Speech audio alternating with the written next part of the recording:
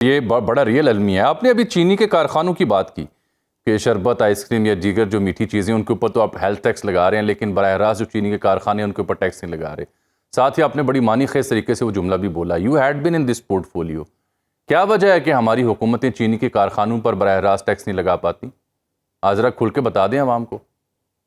नहीं, कोई वजह नहीं है ये कहना कि क्योंकि वजीर आजम या सदर ममलिकत या दीगर जो सियासी लीडरान हैं उनके लीडरान के बच्चे या अच्छा रिश्तेदार अच्छा अगर मेल ओन करते हैं तो ये तो जाहिर है कि ये वजह तो नहीं होगी, कोई और ही वजह होगी। अच्छा, ये वजह लेकिन नहीं सच है। बात आप ये देखें कि आपको लग अच्छा रहा है कि चीनी मुज़र है सेहत के लिए, अच्छा, चलो ठीक है।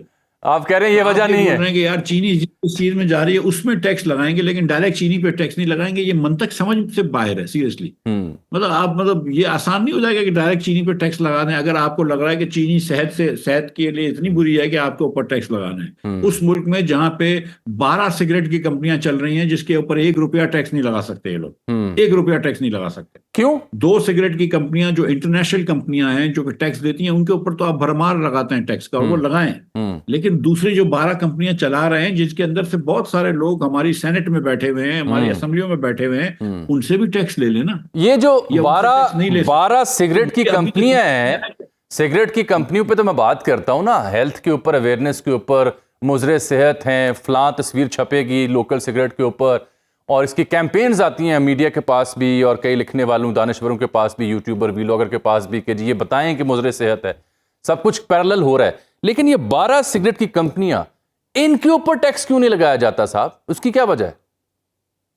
सर देखें, 2 पाकिस्तान में ऐसी कंपनियां हैं जो पाकिस्तान में सिगरेट बनाती हैं, फिलिप मॉरिस और ब्रिटिश अमेरिकन टबैको। ठीक। ये बिल्कुल पाकिस्तान में टैक्स देती हैं और अरबों रुपया टैक्स देती हैं, मतलब 70 से 100 अरब रुपए के दरमियान टैक्स भरती हैं। हम्म ठीक है। इसके अलावा पाकिस्तान में 12 और मैन्युफैक्चरर्स हैं सिगरेट के, बाड़ा में जिनकी फैक्ट्रियां, एक कश्मीर में बाकी बाड़ा में, और वो कोई टैक्स नहीं भरता।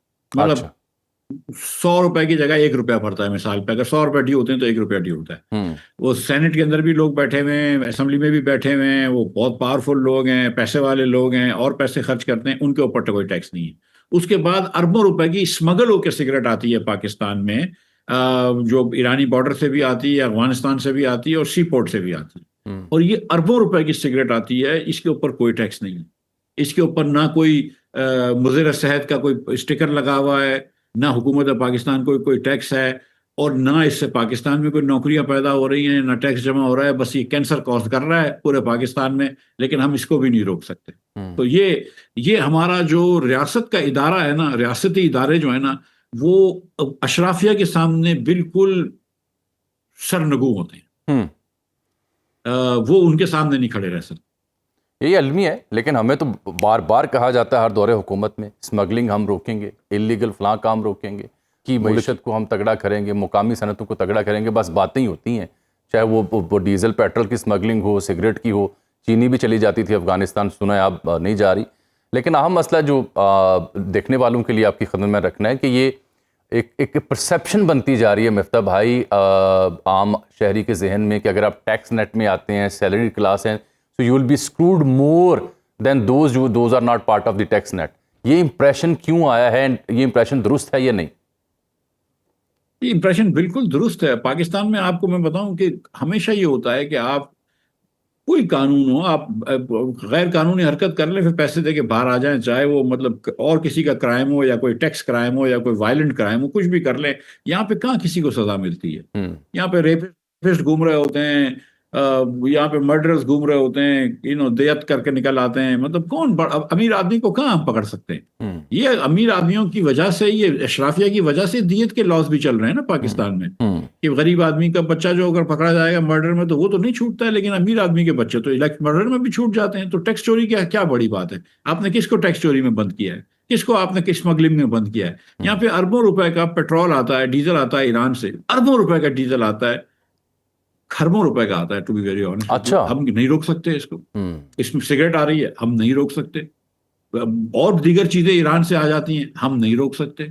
अफगानिस्तान आपने कहा चीनी नहीं जा रही, इसलिए कि हमने, हमारी हुकूमत ने चीनी एक्सपोर्ट करवा दी। अच्छा ये 130 रुपए की चीनी थी, हमारी हुकूमत ने एक्सपोर्ट करवाई, आज इसकी कीमत 180 रुपए करवा दी हुकूमत ने। और हुकूमत ने साथ साथ वादा भी किया कि हम कीमत नहीं बढ़ने देंगे, लेकिन एक्सपोर्ट करा दी। ठीक। और आपको याद है कि जब 4 साल 5 साल पहले इमरान खान साहब वजीर आजम थे तो उन्होंने भी ये किया था जी। कि उन्होंने भी, चीनी सस्ती थी पाकिस्तान में, एक्सपोर्ट करा दी, चीनी की प्राइस बढ़ गई। तो उस वक्त शहबाज शरीफ साहब, एहसन इकबाल साहब, शाहिद अब्बासी साहब, ये आपका भाई, हम सब ने बड़ा इमरान खान के ऊपर क्रिटिसाइज किया कि तुमने ये क्या कर दिया, और सही किया था। आज शहबाज साहब ने वही कुछ कर दिया जो इमरान खान के, जिसके ऊपर इल्जाम तराशी थी कि चीनी सस्ती थी, आपने चीनी को एक्सपोर्ट करा दिया। इमरान खान ने तो खुदा ना खास्ता चलो शुगर माफिया के जेर असर आके किया, शहबाज शरीफ ने ये किसके जेर असर आके किया है? ठीक। मिफ्ता भाई, अब जो तनख्वाहदार तबका है उसके हवाले से बताया जा रहा है सरकारी मुलाजमीन 10% इजाफे की तजवीज़, मामूल की ये कार्रवाई मुझे मालूम होती है। पेंशन में 5 से 7.5% तक इजाफा है।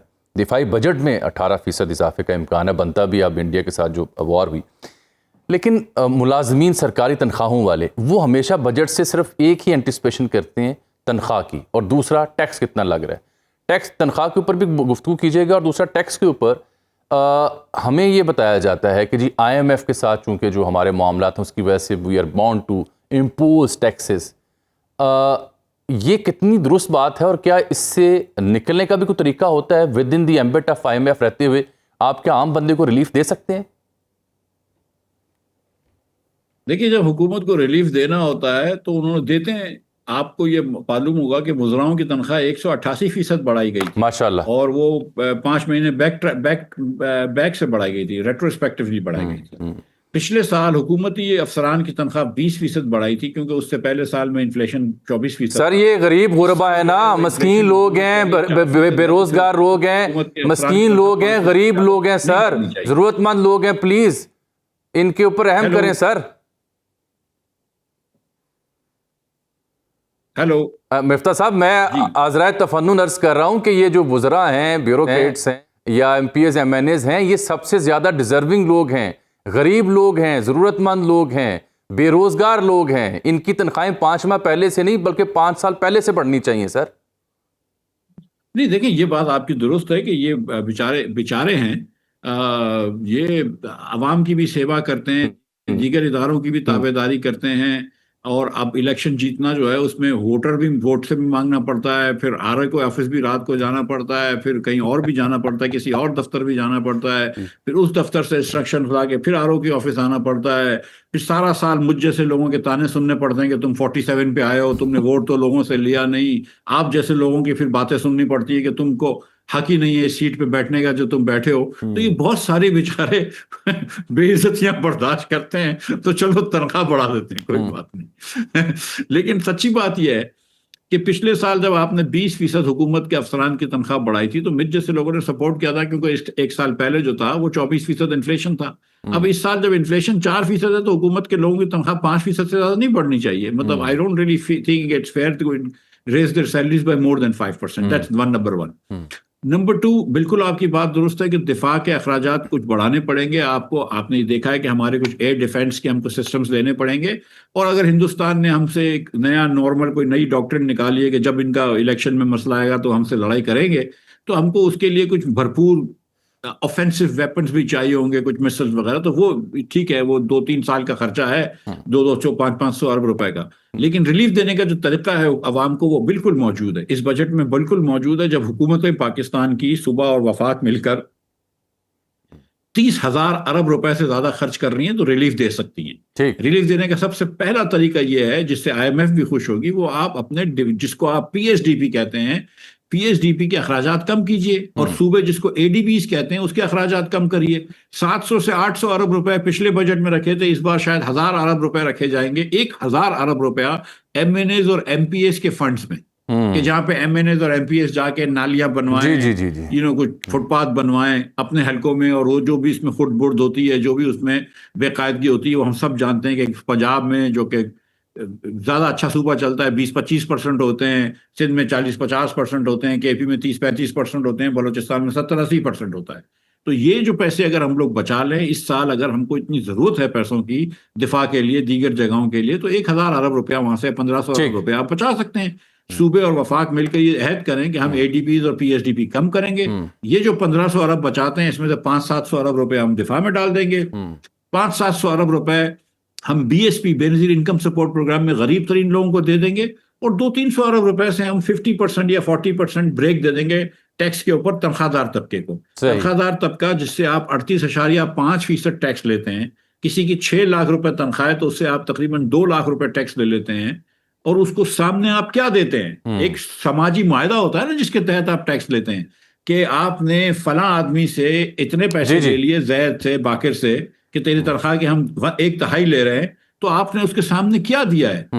आपने उसको बिजली वक्त पे नहीं दी, आपने उसको सर्दियों के अंदर आप उसकी गैस काट देते हैं, गर्मियों में उसकी बिजली में लोड शेडिंग हो जाती है, कराची में रहता है तो सारा साल पानी नहीं आता, अब तो पाकिस्तान में कहीं रहता है तो उसको सेफ्टी नहीं है, इंफ्रास्ट्रक्चर नहीं है, बच्चे की स्कूल नहीं है, मौलजों का इंतजाम नहीं है। हमने क्या, हुकूमत ने अपना समाजी मुआहिदा जो है उसमें अपनी कौन सी जिम्मेदारी निभाई है जिसके तहत आप 1/3 इसकी तनख्वाह ले सकते हैं? Very true, very true. Miftah साहब बहुत शुक्रिया, सवाल तो बहुत थे, इंशाल्लाह आने वाली आपसे नशिस्त होगी।